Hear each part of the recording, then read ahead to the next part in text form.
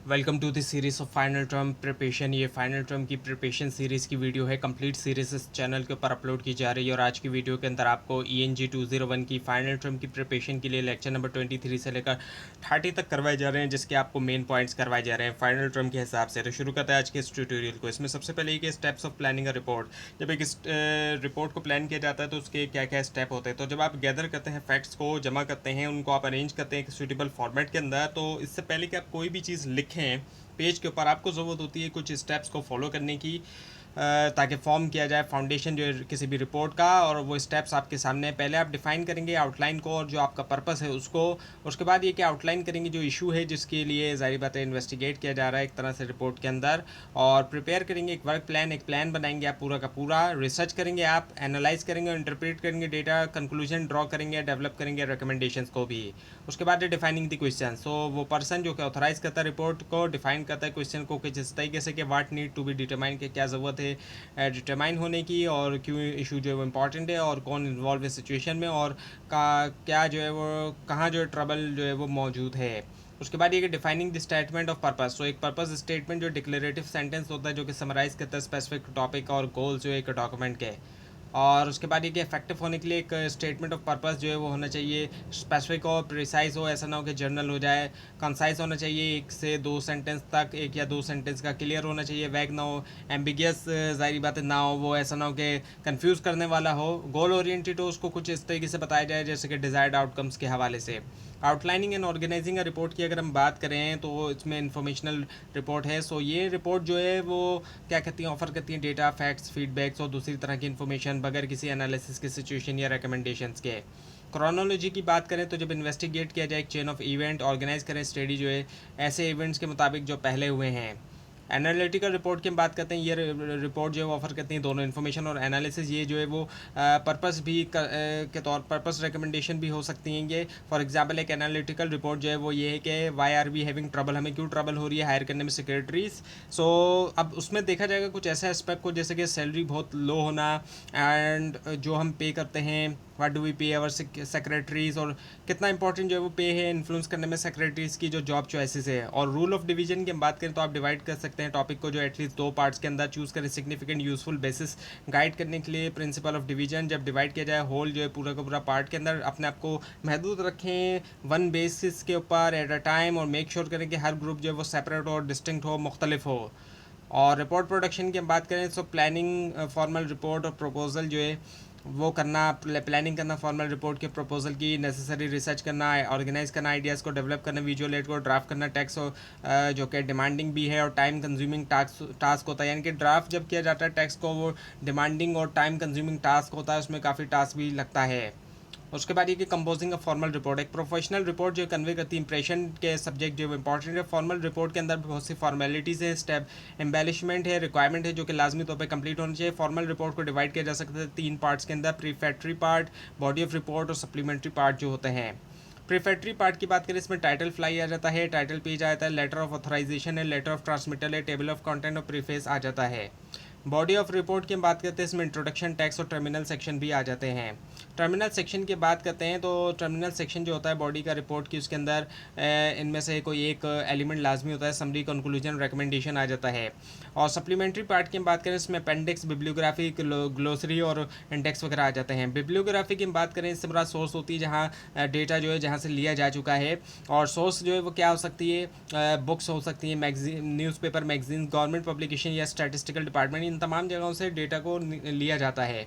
Visual aids की हम बात करते हैं जब इलस्ट्रेट किया जाता है टेक्स्ट किसी भी रिपोर्ट का, आप जो है वो फेस कर सकते हैं प्रॉब्लम कुछ ऐसी कि चूज़ करना स्पेसिफिक ऐसा जो कि बेस्ट सूट करे आपके मैसेज को। यानी कि ऐसा चूज़ करना जाहिर बात है थोड़ा मुश्किल भी हो सकता है आपको पेश आए कि जो आपके मैसेज के मुताबिक हो। और इसी वजह से जाहिर बात है एथिक्स की डिमांड यही है कि आप ऐसे ही विजुअल एड चूज़ करें जो कि मिसलीड ना करें आपकी ऑडियंस को कि आप कह कुछ और रहे हैं और विजुअल एड्स आपके कुछ और दिखा रहे हैं।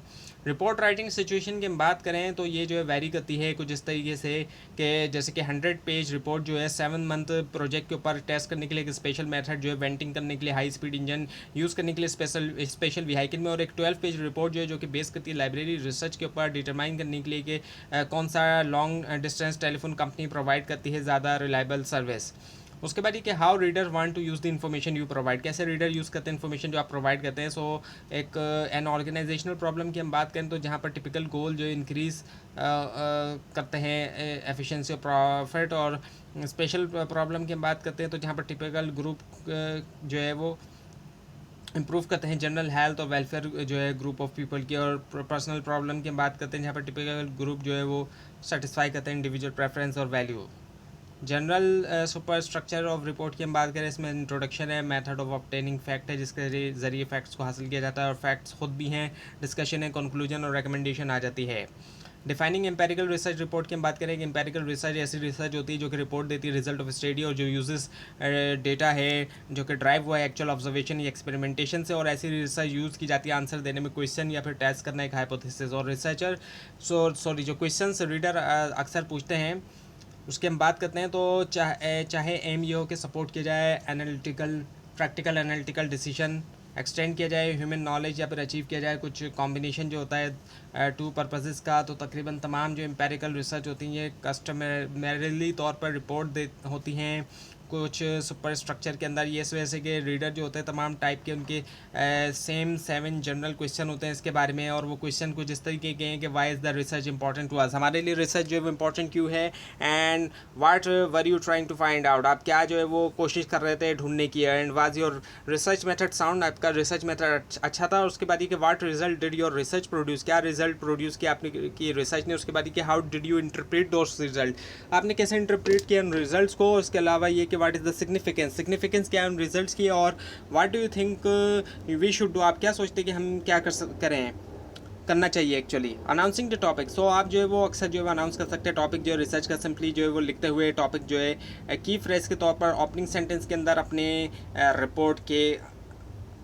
और उसके बाद ये कि explaining the importance of research, so explain करने के लिए इंपॉर्टेंस जो रिसर्च की अपने रीडर्स को आप यूज़ कर सकते हैं, या तो एक या दोनों इनमें से जो मेथड हैं। पहले ये कि बताया जाए रिलेवेंस आपकी रिसर्च की अपने ऑर्गेनाइजेशन के गोल के साथ, उसके अलावा कि रिव्यू किया जाए प्रीवियसली जो पब्लिक लिटरेचर है सब्जेक्ट के ऊपर। उसके बाद ये relevance to organisational goal, reports के अंदर जो कि लिखी जाती है रीडर्स को ऑर्गेनाइजेशन में आप एक्सप्लेन कर सकते हैं रिलेवेंस जो है आपकी रिसर्च की रिलेट करते हुए कुछ ऑर्गेनाइजेशनल गोल या प्रॉब्लम। कभी कभी इंपॉर्टेंस जो रिसर्च की ऑब्वियस होगी आपके रीडर के लिए, जो सिर्फ मेनली तौर पे टॉपिक है आपका जो है वो सफिशेंट होगा नाम देना टॉपिक का। और लिटरेचर रिव्यू की हम बात करते हैं तो पहले प्रेजेंट किया जाए जो main piece of information knowledge है कम्युनिकेटेड है लिटरेचर में, उसके बाद आइडेंटिफाई किया जाए आपका जो सिग्निफिकेंट जो गैप होता है नॉलेज के अंदर।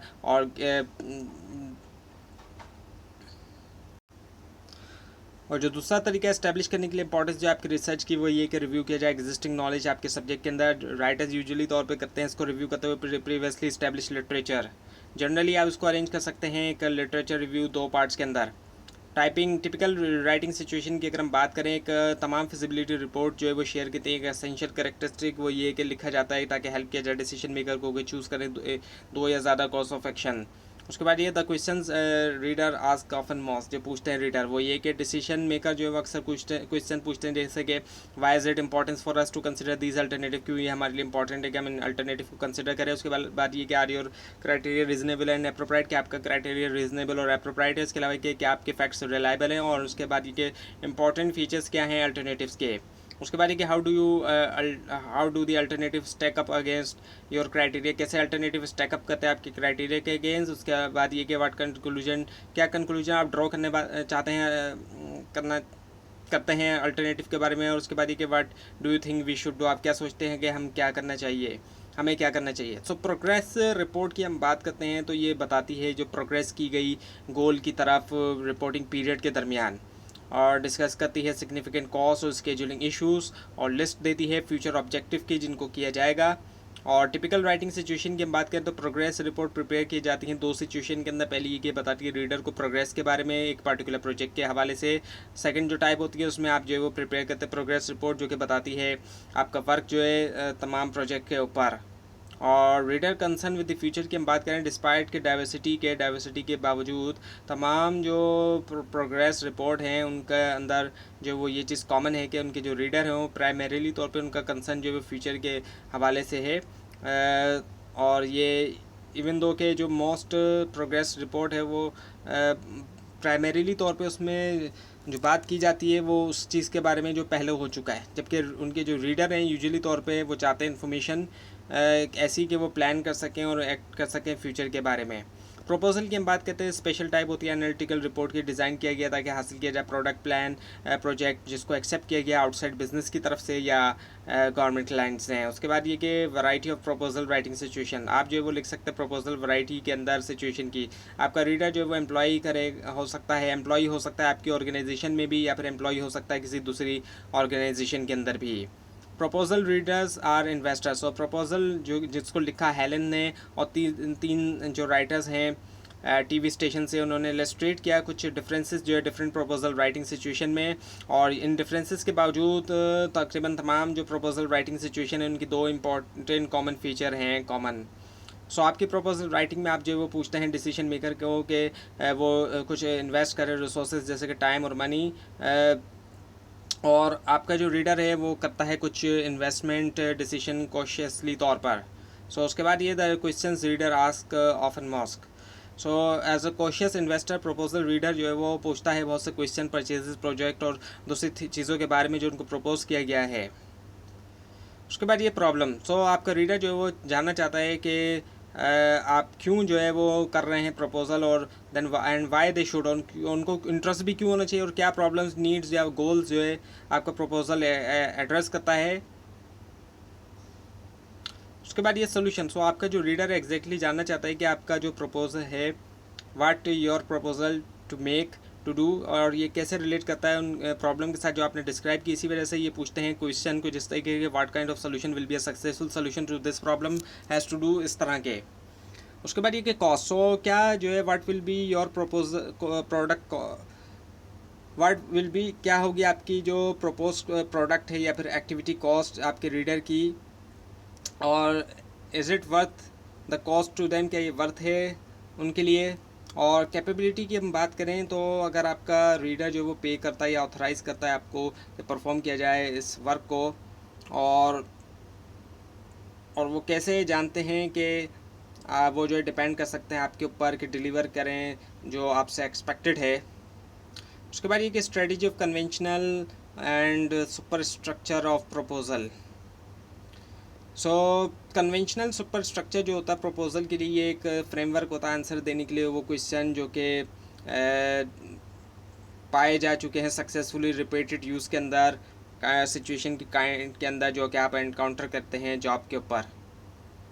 सो आपको प्रोबेबली तौर पे ज़रूरत पड़ेगी ट्रीट करने की इन टॉपिक को, जैसे कि इंट्रोडक्शन, प्रॉब्लम सोल्यूशन और कॉस्ट वगैरह। सो बहुत सी लेंथ है प्रपोजल की। सो प्रीसीडिंग डिस्कशन जो है वो मेंशन करता है प्रपोजल की कि कई सारे जो है वो वॉल्यूम लॉन्ग है, और ऐसे प्रपोजल जो है वो रन हो सकते हैं हंड्रेड्स या इवन के थाउजेंड्स ऑफ पेजेस में। और दूसरी तरफ जो है कुछ प्रपोजल जो है वो लेस देन होते हैं पेज। और आप कैसे जानें कि कितना लंबा जो है आपका प्रपोजल हो। सो कभी कभी आप जो है वो ब्रीफ भी हो सकते हैं और परसुएसिव भी साथ में रह सकते हैं। सो स्ट्रक्चर फॉर प्रपोजल की हम बात करते हैं तो कन्वेंशनल सुपर स्ट्रक्चर रिप्रेजेंट करते हैं सिर्फ एक जनरल प्लान, और आप जो है वो यूज़ करते हैं अपनी इमेजिनेशन और क्रिएटिविटी के अडॉप्ट किया जाए उसको इफेक्टिवली पार्टिकुलर सिचुएशन के साथ। सो इन ब्रीफ प्रपोजल जो है कुछ पार्ट जो है वो लेते हैं सिर्फ एक सेंटेंस या पैराग्राफ, ताकि कई सारों को ग्रुप किया जाए एक साथ। इंट्रोडक्शन की हम बात करें प्रपोजल में, सो बिगनिंग के ऊपर प्रपोजल के आप जो है वो चाहते हैं कि सेम थिंग जो आप करते हैं बिगनिंग के ऊपर किसी दूसरे से जो कि आप लिखते हैं जॉब में, और आप बताते हैं रीडर को कि आप क्या जो है वो लिख रहे हैं, किसके बारे में आप लिख रहे हैं। और एक प्रपोजल में इसका मतलब ये होता है अनाउंस करना कि आप जो है क्या आप जो है वो प्रपोज कर रहे हैं। और प्रॉब्लम की हम बात करें सो जब वंस एक बार जब आपने अनाउंस कर दिया कि आप जो वो प्रपोज कर रहे हैं, तो आपको लाजमी तौर पर परस्यूट करना होगा अपने रीडर को कि प्रपोज एक्शन जो है वो एड्रेस करे सिग्निफिकेंट प्रॉब्लम उनके साथ। प्रोडक्ट की हम बात करें तो जब आप डिस्क्राइब करते हैं प्रोडक्ट, आपका प्रपोजल जो है प्रोड्यूस करता है और आप एक्सप्लेन करते हैं अपना प्लान अचीव करने के लिए ऑब्जेक्टिव जो कि आपने बताया अपने रीडर को। मेथड की हम बात करते हैं, कभी कभी डिसीजन मेकर जो है जो कि एक्ट करते हैं प्रपोजल के ऊपर, ज़रूरी होता है उनको कि एश्योर करें कि आप जो है वो कर सकते हैं, इनफैक्ट के प्रोड्यूस करें रिज़ल्ट जो आप प्रॉमिस करते हैं। रिसोर्सेज की हम बात करते हैं तो डिस्कस करते हुए फैसिलिटीज़, इक्विपमेंट और दूसरे रिसोर्सेज जो कि यूज़ होते हैं आपके प्रोजेक्ट के लिए, आप एश्योर करते हैं रीडर को कि वो यूज़ करेंगे रिक्वायर्ड इक्विपमेंट प्रॉपरली।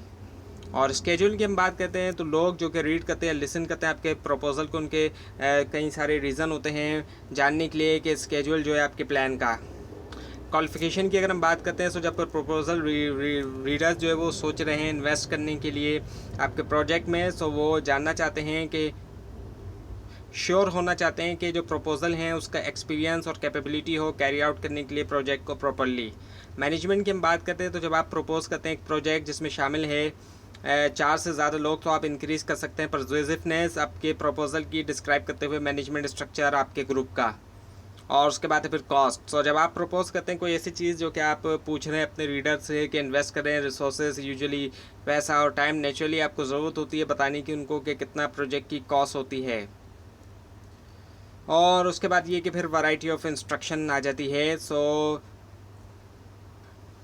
अगर आप ये देख रहे हैं कि सैम्पलिंग के ऊपर जो है बहुत सी काइंड जो इंस्ट्रक्शन की जो कि लिखी गई है वर्क के ऊपर, सो आपको देखना चाहिए कि इंस्ट्रक्शन जो है वो वेरी करती है, इनके फ़र्क आता है, उनमें बहुत ज़्यादा फ़र्क आता है लेंथ और कॉम्प्लेक्सिटी के अंदर भी।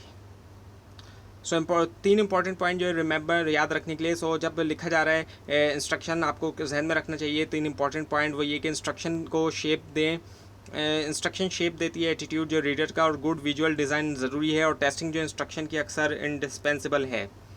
और उसके बाद ये कि instruction shape attitude of reader. So तमाम जो कम्युनिकेशन जो आप लिखते हैं वर्क के ऊपर, उसका डबल एम होता है। तो पहला ये तो ये कि हेल्प किया जाता है रीडर को परफॉर्म करे कुछ टास्क और अफेक्ट करे रीडर की जो एटीट्यूड होता है किसी तरीके से। So good visual design is essential. So create करने के इंस्ट्रक्शन जो कि हेल्प करें आपके रीडर को, और इसके अलावा शेप दें उनके एटीट्यूड को उस तरीके से जो आप चाहते हैं। आपको लाजमी तौर पे पे करना होती है अटेंशन इंस्ट्रक्शन के ऊपर, और इसमें शामिल है विजुअल डिज़ाइन भी, जिसमें शामिल है दोनों पेज डिज़ाइन और डिज़ाइन जो है आपकी ड्राइंग का, चार्ट का, फ्लो डायग्राम्स वगैरह का। उसके बाद ये कि पेज डिज़ाइन इंस्ट्रक्शन के अंदर आपको ज़रूरी होता है कि एक अच्छा पेज डिज़ाइन हो कई सारे इंपॉर्टेंट रीजंस के लिए। पहले ही कि रीडर जो है वो इनवेरिएबली तौर पर यूज़ करते हैं इंस्ट्रक्शन अल्टरनेटिंग करते हुए रीडर्स और एक्टिंग के दरमियान, और वो रीड करते हैं एक स्टेप, और उसके बाद वो देन डू दी स्टेप करते हैं, वो रीड करते हैं नेक्स्ट स्टेप, और उसके बाद फिर वो उस स्टेप को करते हैं। विजुअल एड्स की हम बात करते हैं तो आप इंक्रीज़ कर सकते हैं इफेक्टिवनेस जो है ज़्यादा इंस्ट्रक्शंस की इंक्लूड करते हुए विजुअल एड, और वेल डिज़ाइन विजुअल एड जो है वो ज़्यादा इकोनॉमिकल भी होते हैं वर्ड्स के मुकाबले में शो करने में रीडर्स को, जहाँ पर पार्ट्स जो है मशीन के मौजूद होते हैं और क्या रिजल्ट जो है प्रोसीजर का दिखना चाहिए। दूसरी तरफ विजुअल एड जो कि पोअरली प्लान होते हैं और प्रिपेयर होते हैं, वो जो है ज़ाहिर बात है कन्फ्यूजिंग हो सकते हैं और फ्रस्ट्रेटिंग हो सकते हैं रीडर के लिए, जैसे कि पुअरली रिटन प्रोज है। उसके बाद ये कि testing of instruction is often indispensable. So ये ऐसा लगता है कि जो इंस्ट्रक्शंस हैं ये ईजीएस्ट, तमाम जो कम्युनिकेशन है उनमें से ईजीएस्ट हैं कि लिखा जाए, और इसी वजह से इनके दरमियान इनको ज़रूरी होता है कि टेस्ट किया जाए। और इसके बाद तमाम चीज़ों के बाद जब आप लिखते हैं इंस्ट्रक्शन, आप यूजुअली तौर पर डिस्क्राइब करते हैं प्रोसीजर जो आप जानते हैं अच्छी तरह, और आपका जो ऑब्जेक्टिव होता है वो ये होता है कि बताया जाए रीडर को जितना क्लियर हो, डायरेक्टली हो, जैसा पॉसिबल है एज पॉसिबल कि क्या करें। और conventional super structure for lead instruction की हम बात करते हैं तो कन्वेंशनल जो सुपर स्ट्रक्चर है इंस्ट्रक्शन के लिए, उसमें 5 एलिमेंट है। एक तो इंट्रोडक्शन है, डिस्क्रिप्शन ऑफ द इक्विपमेंट है, थ्योरी ऑफ ऑपरेशन है, लिस्ट ऑफ मटेरियल और इक्विपमेंट है, और गाइड टू ट्रबल शूटिंग भी है। सो कन्वेंशनल सुपर स्ट्रक्चर जो होता है इंस्ट्रक्शन के लिए बताता है कुछ सम ऑफ या फिर तमाम जो चीज़ें होती हैं इंस्ट्रक्शन के बारे में, जिसमें सब्जेक्ट है, एम है, इंटेंडेड रीडर है, स्कोप है और ऑर्गेनाइजेशन है। और एम इंटेंडेड, अच्छा ये दोबारा आ गया। तो ये थी आज की वीडियो। आपको इस बारे में कोई क्वेश्चन है, खासतौर पर इसमें कोई मिस्टेक दिखाई दे ज़रूर हाईलाइट कीजिए, और इस पूरी सीरीज़ को देखने के लिए और फाइनल टर्म एग्जाम्स की प्रिपरेशन के लिए इस चैनल को सब्सक्राइब कीजिए, बेल आइकन पर क्लिक कीजिए। Thanks for watching this video and best of luck for your exams.